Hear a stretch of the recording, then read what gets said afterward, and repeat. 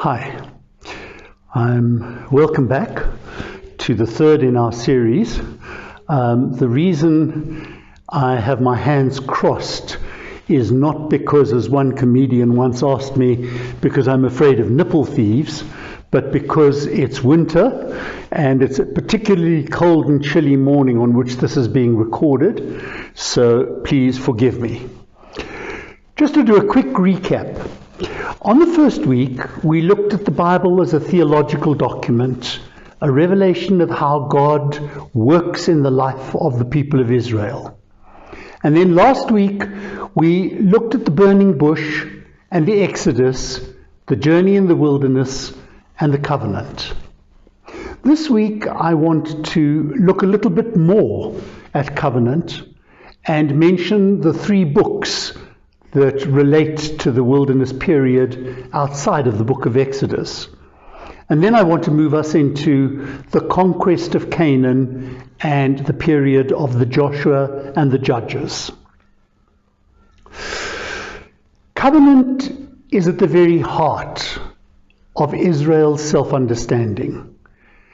It's a pure act of God's goodness and God's grace, of God breaking into the world in response to the cry of people in order to rescue them, and in doing so, God chooses them to be a special people, His holy people, and He leads them out of Egypt in order that they might worship Him. The language that is used in the giving of the covenant is that they will be for Him a holy nation and a kingdom of priests. And those words make it significant that they're called into a unique and special relationship, not a call to privilege, which is what Israel often makes it, but a call to responsibility and to service. Israel has been chosen to be the way that God is going to make Himself visible to other nations. They're called to be a light, to lighten the Gentiles. Excuse me. And to draw all other nations into relationship with God. And that can clearly be seen in the three other books outside of Exodus that cover the wilderness period. The first is Leviticus, that book that I said is the book at which many of us give up on reading the Bible, because it is a list of rules. Its name comes from the Greek translation of the Hebrew Bible and refers to the Levites, relating to the Levites. As I say, it's a strange book full of regulations for worship and instructions on ceremonial cleanness and on the maintenance of ritual purity.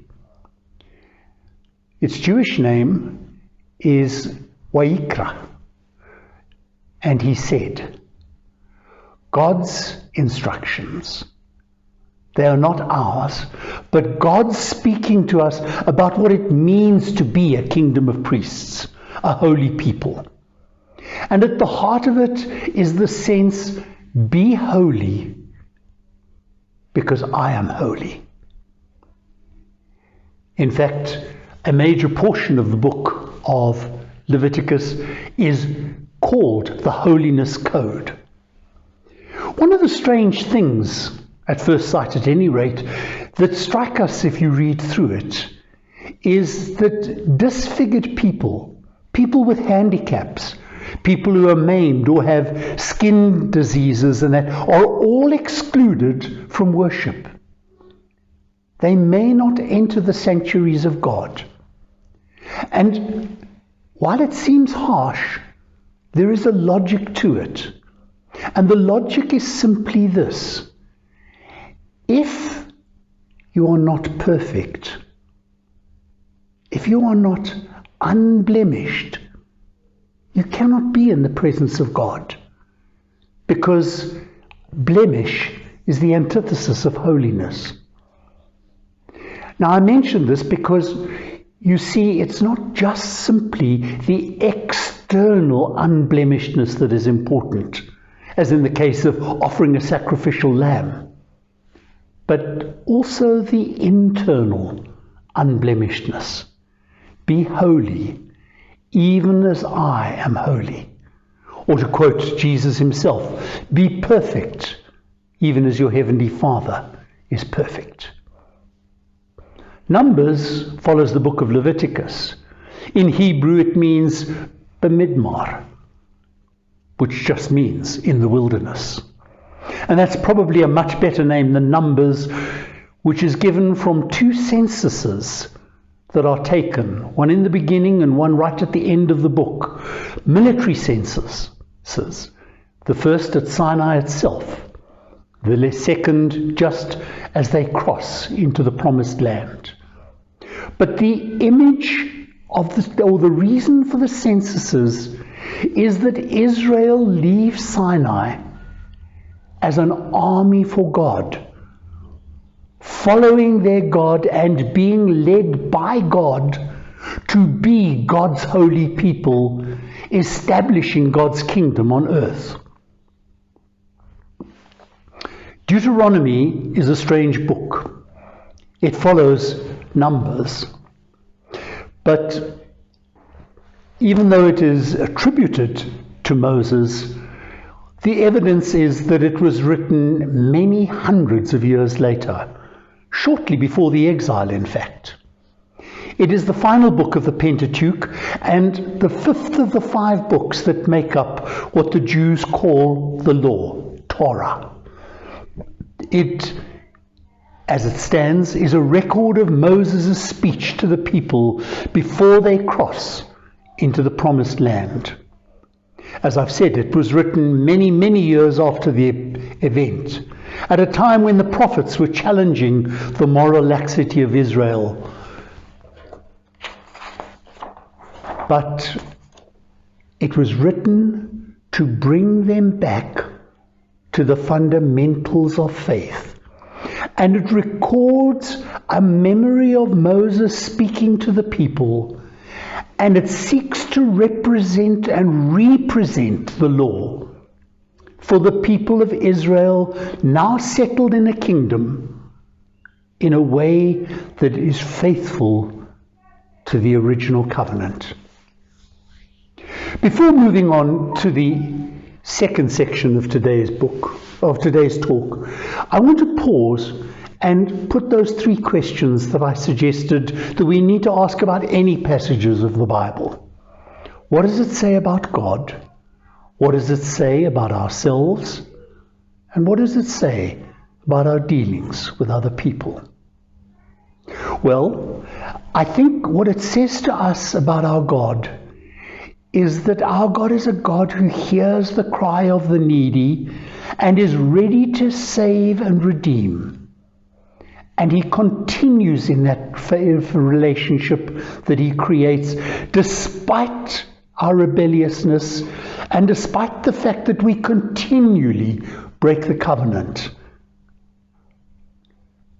What it says to us about ourselves is that while we like the idea of God being God's treasured possession, we want relationship with God without any inconvenience that calls upon us to change the way we live our lives.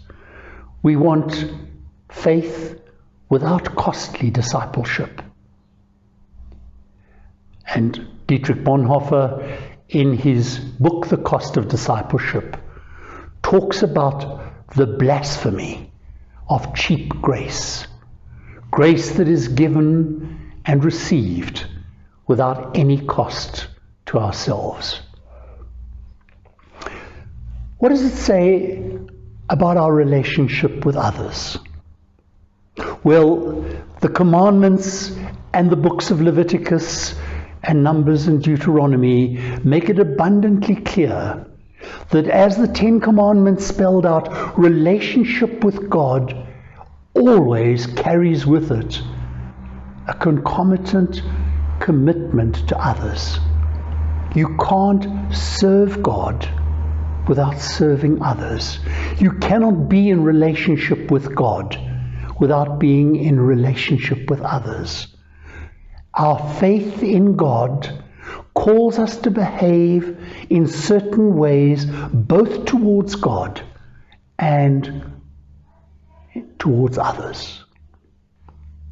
And so, having said that, let's look now quickly at the conquest of Canaan.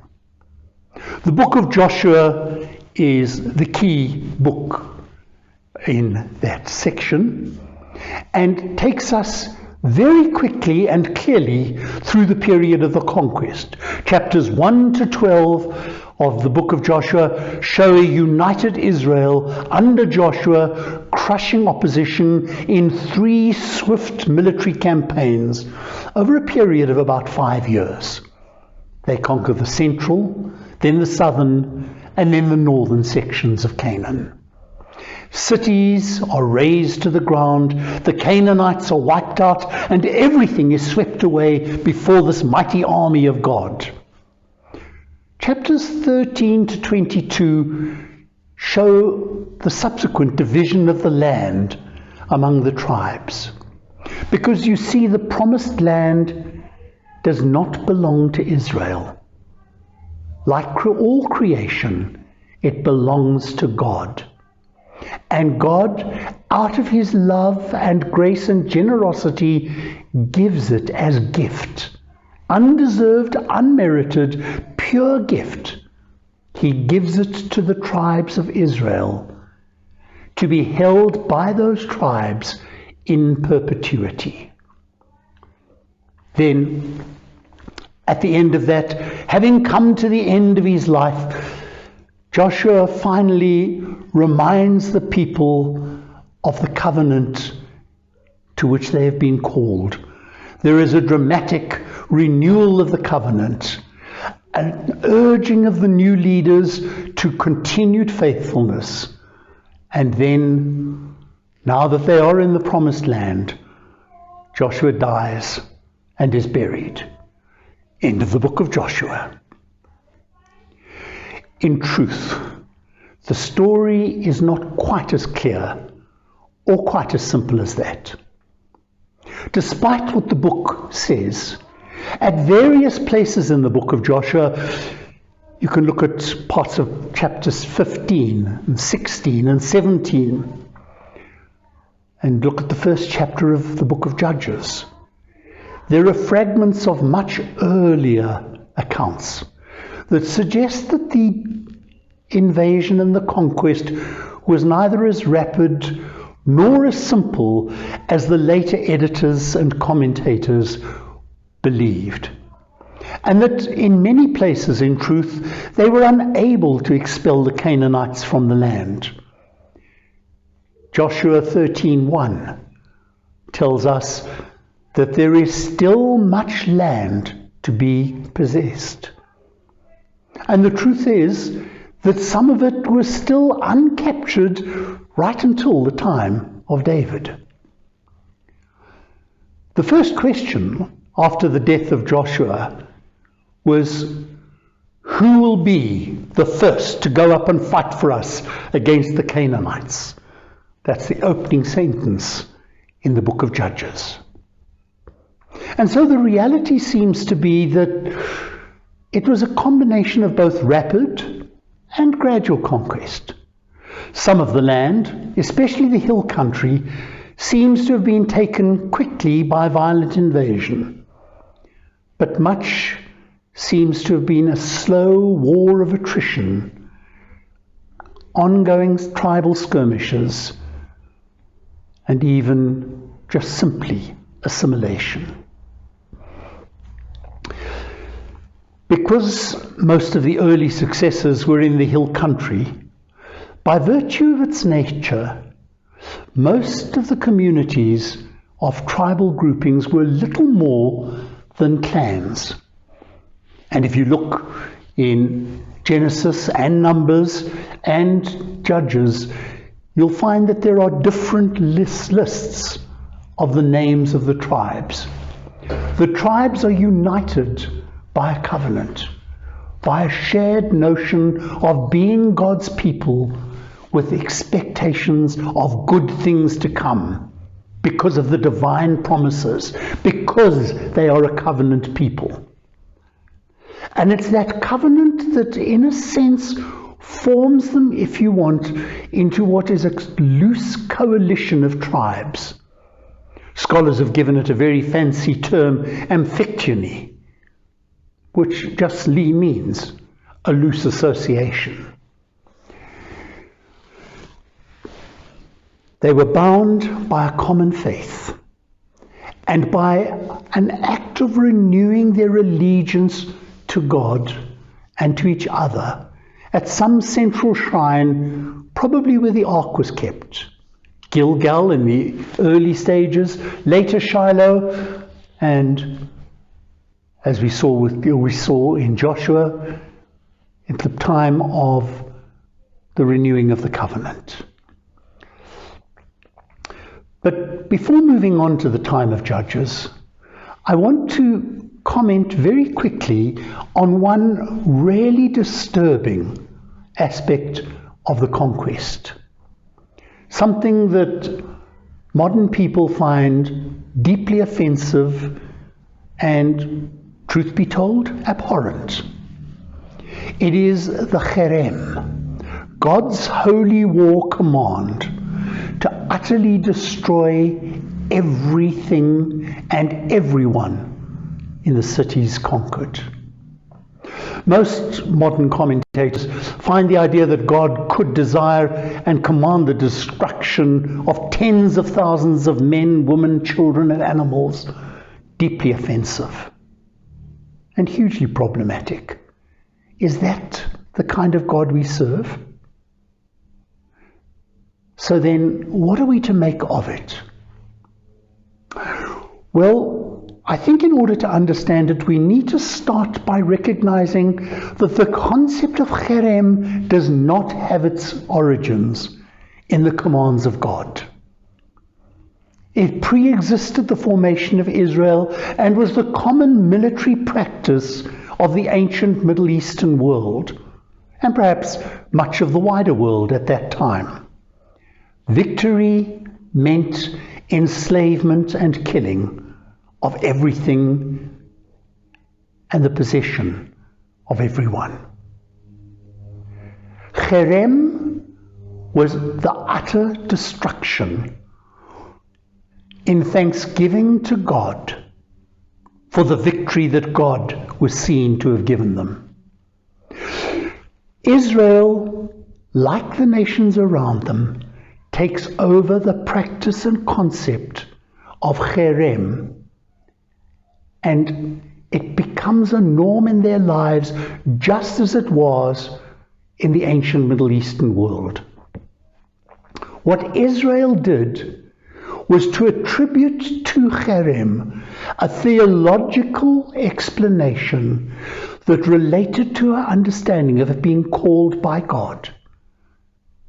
If they are a holy people, they need to root out and destroy everything and everyone that is not holy and perfect. Thus, we need to recognize that it's Israel that attributes such brutality to the heart of God, rather than God who demands such brutality.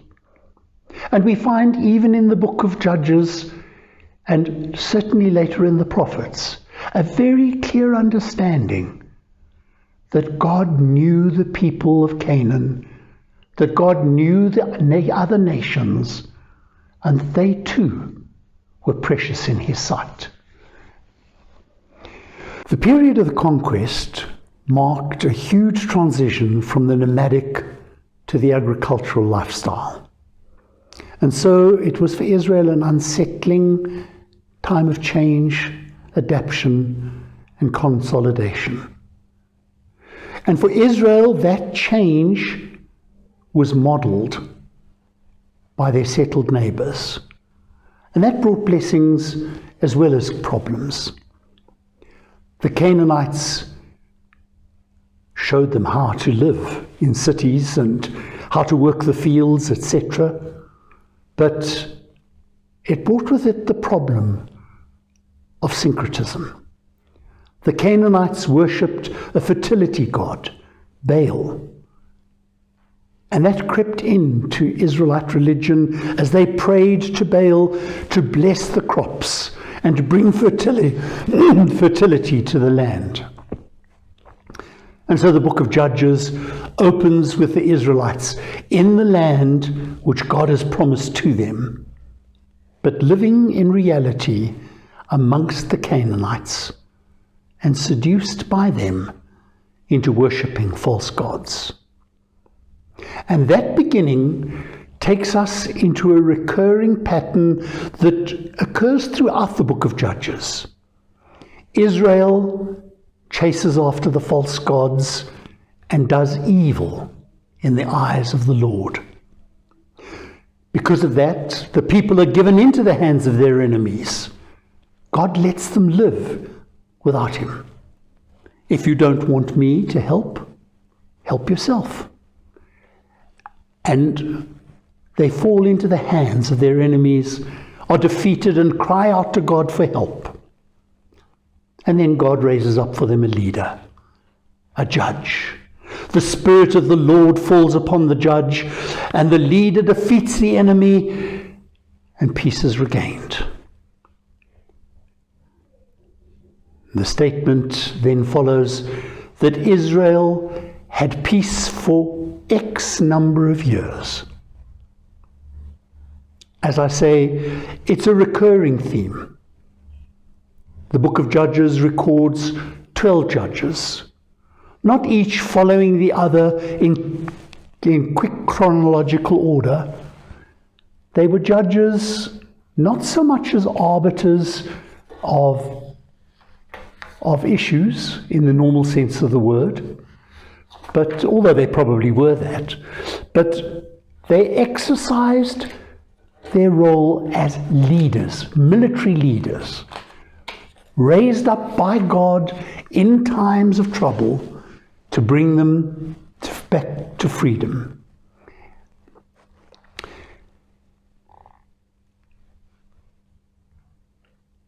The Philistines appear on the scene. They come across the Aegean. They're a sea people coming into the coastlands and pushed northwards by Egypt. It's significant, the coming of the Philistines, because unlike the Israelites, who were a Bronze Age people, the Philistines were an Iron Age people. And the reality is that Iron Age tools and Iron Age chariots give an advantage over Bronze Age swords that is irresistible. And so as the Philistines began, like the Israelites, to infiltrate Canaan, conflict emerged that the loose association of tribes was unable to deal with. And so we have the call for a king. And Saul is elected and becomes their first king, although the story of Saul is more rarely the story of the last of the judges. May God bless you in this week ahead.